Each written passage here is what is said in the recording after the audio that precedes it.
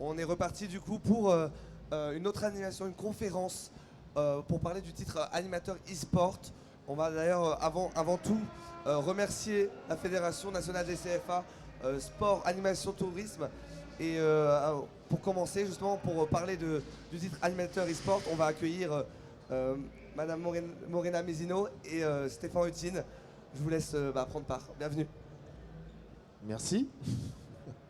Donc aujourd'hui, on va parler un petit peu du diplôme animateur.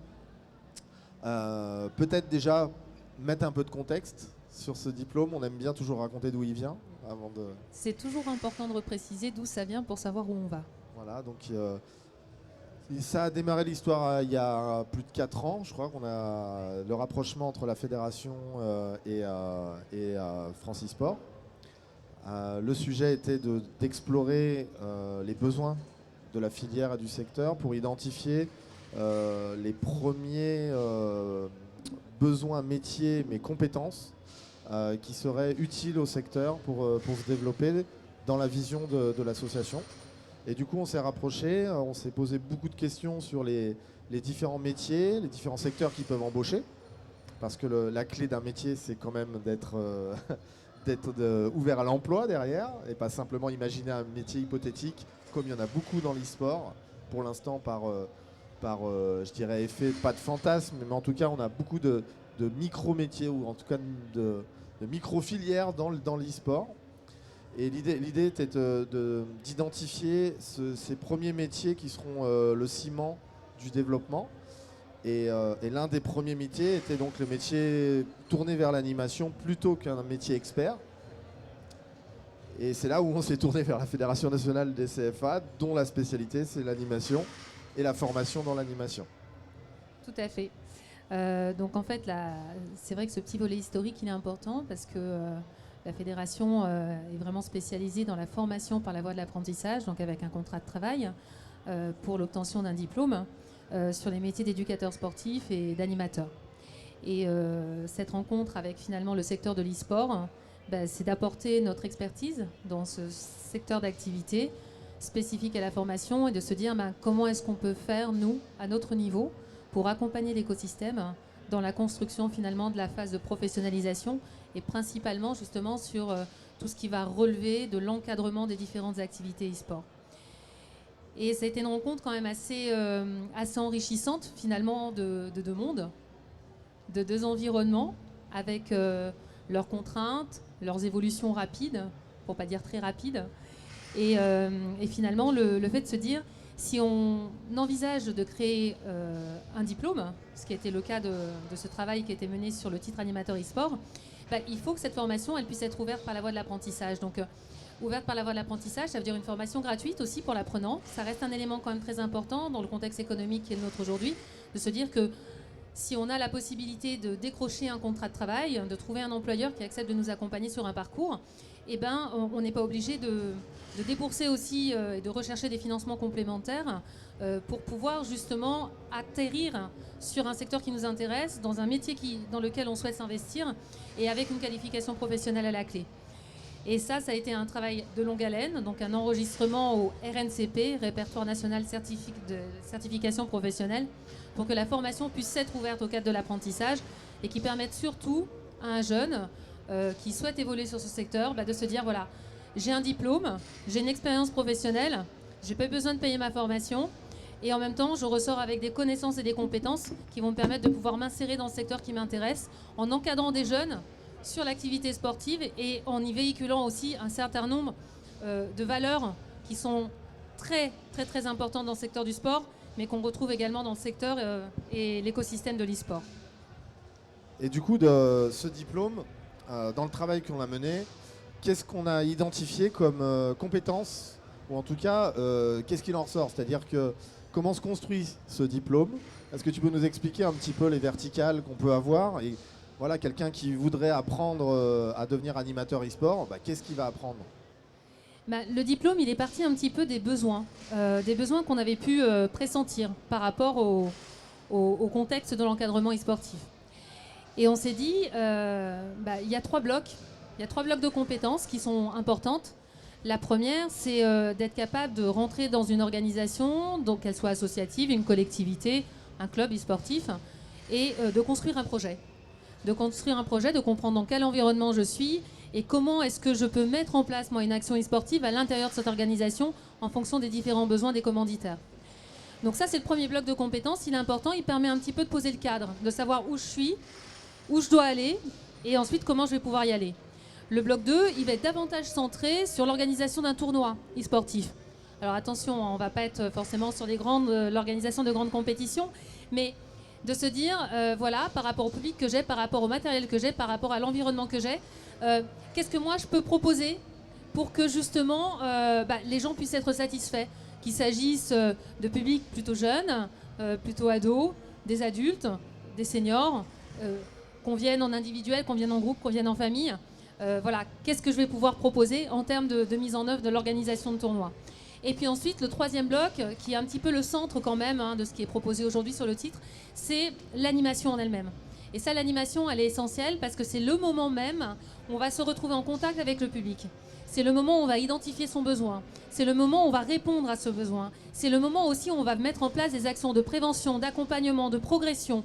Et on va pouvoir, à travers toutes ces thématiques, être présent aussi sur des notions d'inclusivité, de citoyenneté, de compréhension de l'autre et de travailler ensemble. Et comment est-ce qu'on peut travailler ensemble ? Finalement, c'est de se retrouver autour d'une activité sur laquelle on arrive à trouver un point commun. Et derrière ce point commun, on arrive à déclencher en fait pas mal de paramètres. Et derrière ces paramètres, ça peut être de la cohésion, ça peut être de travailler sur la fracture numérique aussi d'une certaine manière, ça peut être travailler sur l'intergénérationnalité. Et ce qui va être aussi très très intéressant, c'est de se dire, quand on est ensemble, on peut faire plein de choses. Et le jeu vidéo, c'est pas simplement quelqu'un qui va rester derrière son écran.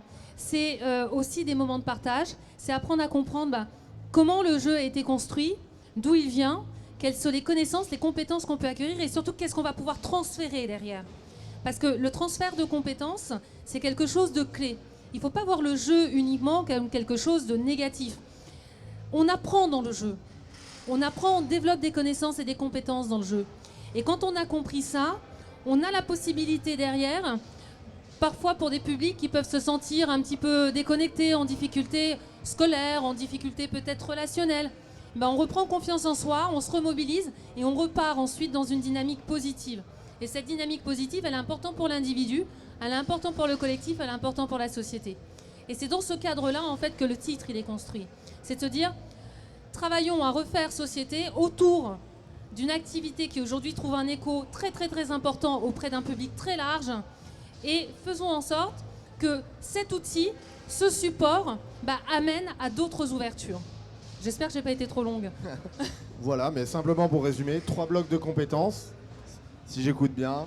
Un bloc lié à la gestion de projet, un bloc lié plutôt à ce qui est administration de tournoi pour qu'on comprenne vraiment les mécaniques qui existent dans l'e-sport, donc la vraie connaissance de la pratique compétitive de l'e-sport, et un bloc animation de session, où là on va être plus à l'écoute de son public et à s'adapter justement, et adapter nos contenus et apprendre à organiser des sessions auprès de publics divers. C'est tout à fait ça, et à côté du sport, y a l'e-sport, il y a le sport, il y a l'e-sport, il y a l'animation, il y a l'e-sport, il y a la culture. Et on peut le raccrocher comme ça à loisir. C'était aussi un enjeu, c'est que le titre animateur e-sport, on va aussi le rendre potentiellement compatible avec d'autres diplômes de l'animation, parce qu'il y a des points communs qui nous permettent à un moment donné de pouvoir peut-être sortir d'un titre déjà qu'on a obtenu sur l'animation ou dans le monde du sport, pour pouvoir peut-être se spécialiser et ajouter une coloration à ses compétences dans son CV. Donc il y a une compatibilité qui a été réfléchie. Il y a une vraie compatibilité. Je pense que la formation, c'est un élément de l'insertion professionnelle. Il ne faut pas la voir comme une finalité en soi. En fait, c'est la clé pour ouvrir une porte. C'est pas la porte qui s'ouvre toute seule. Et une fois qu'on a ouvert la porte, ensuite il faut continuer à avancer. Donc en fait, ce travail en logique de filière, elle est très très importante. Il faut intégrer aussi que les métiers évoluent, les secteurs évoluent, tout est en mouvement. Et quand tout est en mouvement, le critère qui va être très important, ça va être s'adapter, comprendre où on est et comprendre qu'est-ce que l'on peut faire par rapport à ce qui nous intéresse, à ce que sont nos aspirations, à ce que sont nos points forts, et comment derrière on peut créer un fil rouge pour pouvoir poursuivre. Donc sur de l'animation, en évoluant peut-être ensuite sur d'autres types de fonctions au sein du même écosystème, en changeant peut-être un tout petit peu d'écosystème et en y apportant sa plus-value que l'on a pu maîtriser dans le champ de l'e-sport. En fait, le champ des possibles, il est toujours là. Et c'est ça qui est important de noter. Il faut se donner la capacité à s'ouvrir au champ des possibles. Ça, c'est vraiment le point le plus important à retenir. Donc un titre du coup ouvert à l'extérieur, notamment le monde du sport, le monde de l'animation, la culture, oui. Ce qui permet de croiser un petit peu les activités et les filières. Et du coup, c'est cette question qui peut être intéressante, c'est un diplôme animateur e-sport, ok, mais qui sont les employeurs? Potentiellement, qui vont avoir besoin, et où est-ce que je peux trouver à la fois et l'employeur et aussi pendant mon cycle de formation, celui où je vais pouvoir faire mon alternance? Alors, on va avoir plusieurs options possibles. Alors, il y a des clubs déjà qui existent, donc ça peut être déjà une première porte d'entrée, c'est celle qui va apparaître comme étant la plus facile à obtenir. On va avoir également des associations sportives. Donc il faut savoir qu'aujourd'hui, au sein des associations sportives, vous avez déjà des sections e-sportives qui se sont ouvertes. Donc c'est un véritable levier qui peut permettre aussi aux clubs de diversifier leur activité et justement d'accompagner cette phase de professionnalisation de l'écosystème.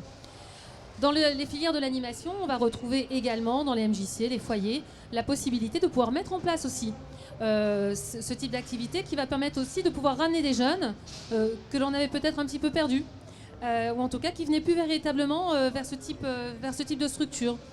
On va pouvoir aussi le retrouver dans les structures touristiques.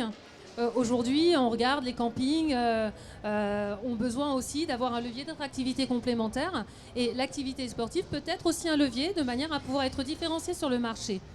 On a les collectivités territoriales qui sont aujourd'hui des vrais leviers en termes d'accompagnement et d'insertion.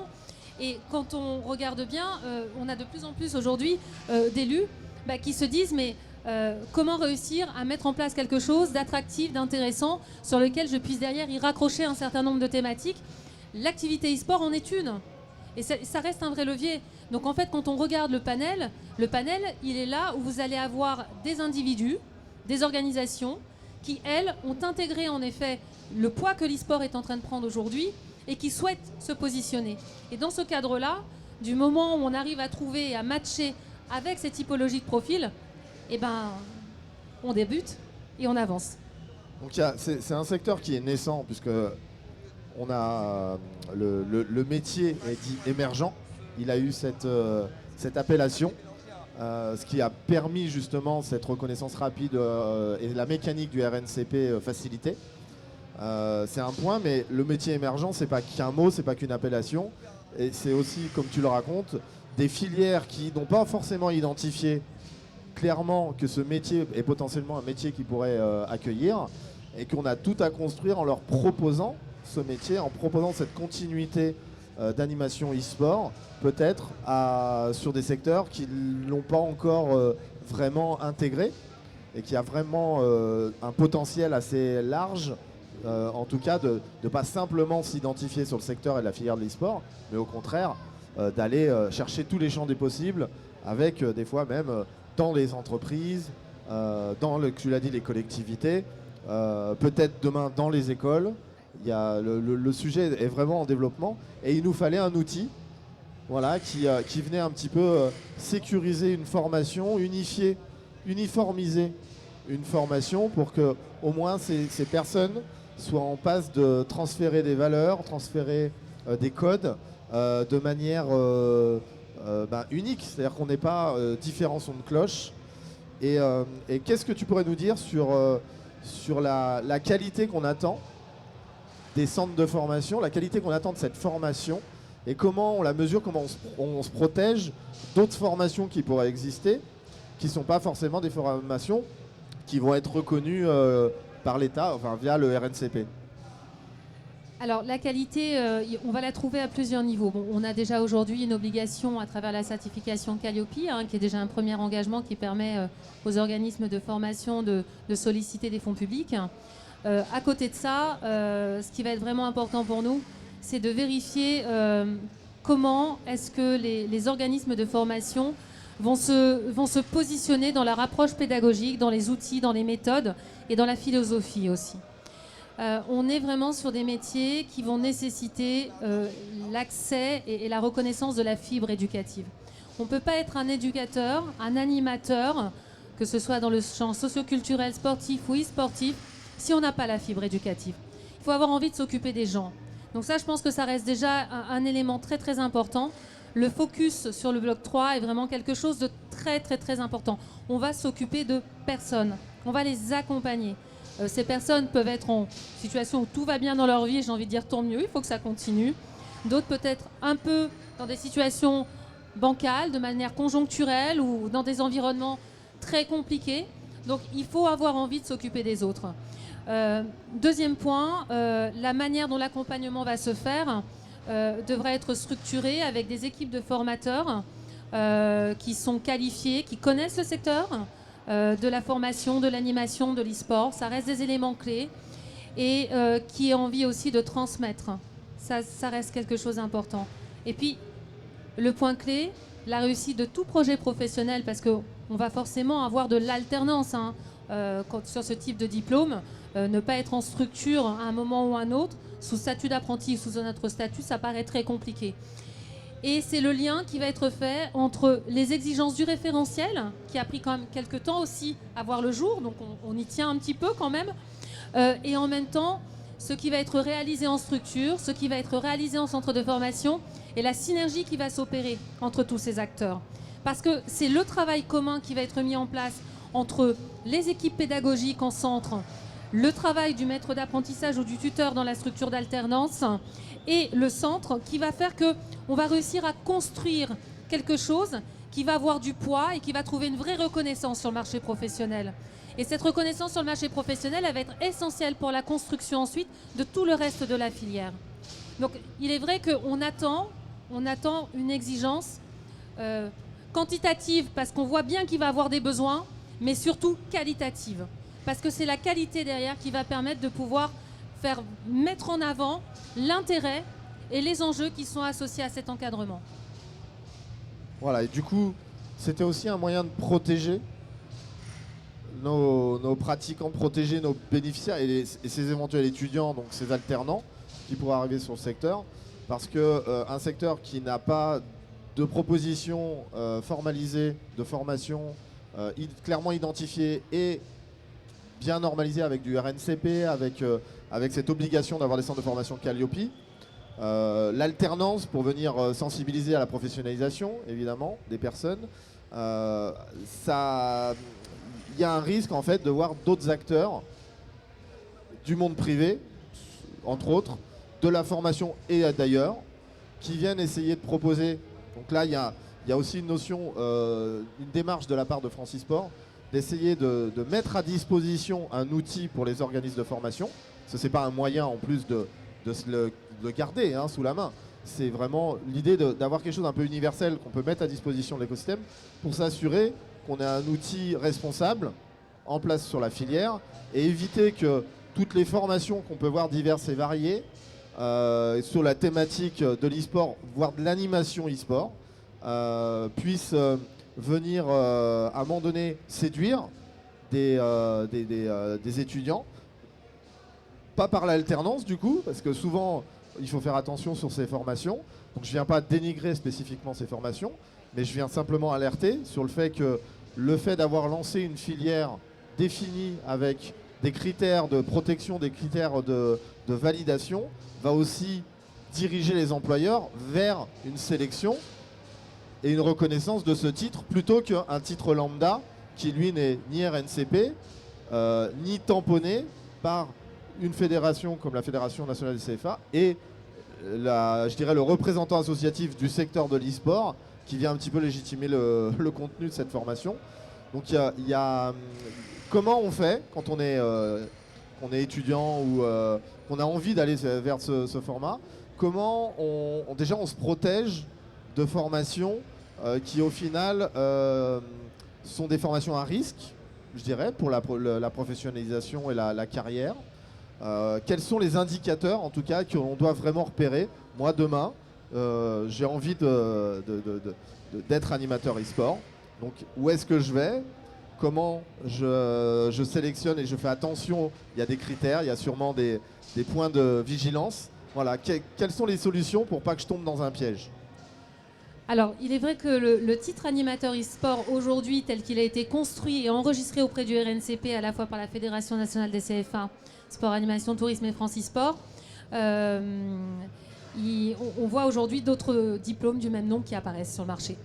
La première chose déjà, c'est de bien de vérifier, quand on vous parle d'animateur e-sport, qu'est-ce qu'on y met derrière. Cette formation-là est enregistrée auprès du RNCP. Donc là, vous allez sur le site de France Compétences. Vous allez dans l'onglet RNCP, vous tapez et vous regardez derrière qui est le certificateur ou co-certificateur. Ça, je pense que c'est déjà un premier point. Ensuite, le deuxième point qui est important et qu'il faut vraiment bien regarder, c'est qui déploie l'action de formation et qu'est-ce qu'on y met à l'intérieur. L'animateur e-sport tel que nous, on l'a pensé, il est pensé à travers 2 champs d'expertise bien identifiés, bien calibré et avec une philosophie et une mise en œuvre. D'ailleurs, le titre va se déployer dès 2024, mais on y reviendra après. Ce qui se passe, c'est que quand vous avez... chacun peut utiliser, y mettre ce qu'il veut derrière. Donc, il faut bien regarder l'offre de formation qui vous est proposée. Il faut bien vous renseigner derrière sur qui est l'opérateur de formation, quels sont ses taux de réussite, quels sont ses taux de satisfaction, quels sont ses taux d'insertion. Il faut bien vérifier s'il a bien la certification Calliope qui vous permet aussi derrière de pouvoir solliciter d'autres enveloppes financières que de passer par un autofinancement. Parce que la formation, on a cette chance en France de pouvoir en effet être formé sans forcément toujours débourser des sommes astronomiques pour pouvoir obtenir une compétence. Donc il faut l'intégrer, ça reste quelque chose d'important. Et puis ensuite, il ne faut pas hésiter aussi à se rapprocher de la fédération, de Francisport, pour savoir un petit peu ce qui se fait sur le marché et échanger sur les pratiques. Puis le retour aussi des apprenants, échanger aussi avec des entreprises pour savoir, moi j'ai recruté quelqu'un qui était formé à tel endroit, aujourd'hui il est salarié chez moi, pourquoi je l'ai choisi cette école? Tout ça, ce sont des indicateurs. La loi, choisir son avenir professionnel, elle veut bien dire ce qu'elle veut dire. Par contre, c'est vrai que de l'autre côté, elle nécessite une zone de vigilance accrue, à la fois de l'employeur qui va choisir le centre de formation et en même temps de la part de l'apprenant. Il est vrai que quand on sort de l'école, on n'a pas forcément ces réflexes. Mais on est aujourd'hui dans un environnement qui est un environnement concurrentiel, on ne va pas le dire le contraire, mais ça veut dire que l'individu, lorsqu'il choisit, il faut qu'il prenne le temps aussi de bien choisir. Et ça, c'est quelque chose qui n'est pas forcément facile à faire. Donc, il ne faut pas hésiter à se rapprocher ensuite des acteurs qui sont reconnus, identifiés, qui connaissent l'écosystème, pour leur dire, bon, qu'est-ce que vous en pensez? Est-ce que c'est la bonne formation?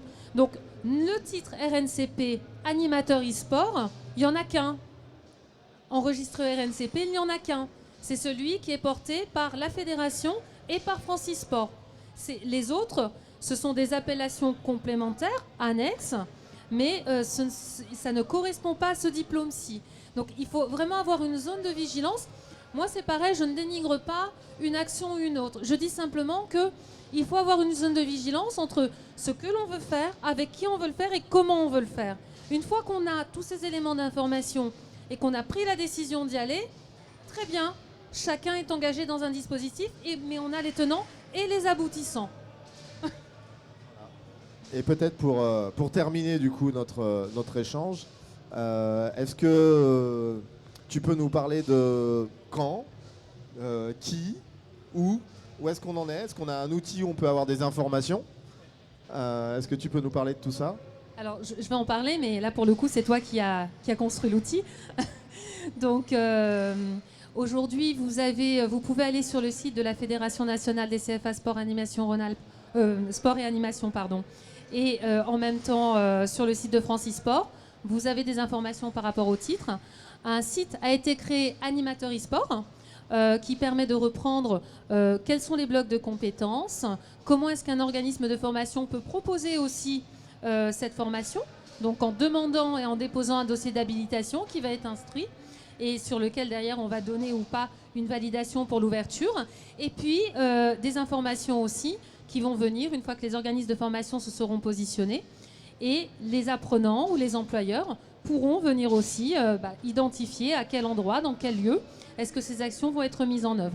Donc aujourd'hui, l'offre, on espère la voir se déployer sur tout le territoire. Hein, c'est un petit peu l'objectif, parce qu'une offre de proximité, c'est quand même mieux. C'est plus facile. Donc aux organismes de formation maintenant qui souhaitent en effet se positionner, de récupérer ces éléments d'information sur le site, de se rapprocher des co-certificateurs pour que les instructions puissent avoir lieu. Et on espère avoir une offre qualitative et quantitative qui répondra au travail aussi qui a été mené depuis quelques années de notre côté pour que finalement on puisse voir cette activité d'animateur e-sport se déployer et permettant d'encadrer les différents publics sur toutes les tranches d'âge, c'est important, dans tous les lieux, et que derrière, des filières aussi puissent continuer à se construire de manière à ce que l'écosystème puisse répondre aussi aux enjeux qui sont les siens. Voilà, donc l'outil sur lequel vous avez les informations, c'est www.animateur-esport.fr. Vous mettez des S où vous voulez, je crois que tous les chemins mènent à Rome. Tous les noms de domaine mènent à animateur-esport.fr. Il n'y a pas d'autre site internet, c'est celui-là sur lequel vous avez l'information du titre animateur e-sport NCP porté par les certificateurs France e-sport et la Fédération nationale des CFA. Actuellement, en termes de calendrier, on est plus sur un positionnement des organismes de formation pour opérer le titre, donc s'inscrire et répondre avec un dossier d'habilitation pour pouvoir proposer le titre.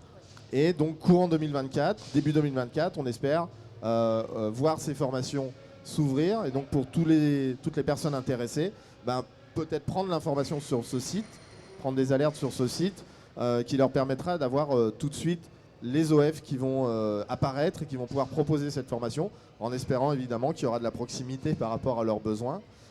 Mais ça, ce sera, on l'espère, le plus rapidement possible en fonction de la force qu'on aura de déployer ce titre au travers des organismes de formation, de la filière e-sport comme de la filière de la Fédération nationale des CFA, donc la filière animation. C'est important de le dire, hein, c'est un travail collectif qui a été mis en place. Ça a pris du temps. Maintenant, ce qu'il faut, c'est que le bébé grandisse.